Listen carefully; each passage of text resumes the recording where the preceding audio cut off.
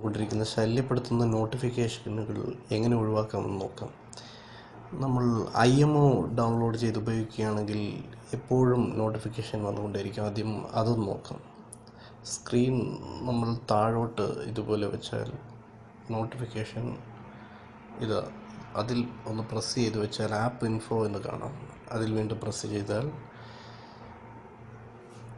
ഇതുപോലെ അതിൻ്റെ പിന്നിലേക്കുള്ള show notification എന്നതിൽ പ്രസ് ചെയ്താൽ നോട്ടിഫിക്കേഷൻ ഒഴിവാക്കാം.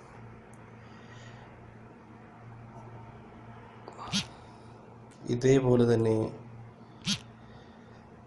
വാട്സാപ്പ്, അതുപോലെ ഫേസ്ബുക്ക്, അതെല്ലാം നമുക്ക് അത്യാവശ്യമാണ്. എന്നാൽ അതുപോലുള്ള എന്തും ഒഴിവാക്കാം. ഇനി ചില ആപ്ലിക്കേഷനുകൾ ഇങ്ങനെ ഒഴിവാകാറില്ല. അതിൻ്റെ സെറ്റിങ്സിൽ തന്നെ പോകേണ്ടി വരും. IMOയുടെ സെറ്റിങ്സ് നമുക്ക് നോക്കാം.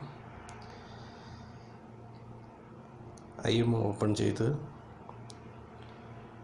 ഇപ്പോൾ ഇവിടെ ഒരു 3 ലൈൻ കാണാം. താഴെയായി ഇടതുവശത്ത് അതിൽ പ്രസ് ചെയ്ത് മുകളിലായി സെറ്റിങ്സ് എന്നുള്ള ഭാഗത്ത് പ്രസ് ചെയ്ത് ശേഷം നോട്ടിഫിക്കേഷൻസ് എന്നുള്ള ഈ ഭാഗത്ത് ഇതുപോലെ സൗണ്ട്, ലൈറ്റ്സ്, വൈബ്രേറ്റ് ഇത് നമുക്ക് ഒഴിവാക്കാം. ഇങ്ങനെ ഓരോ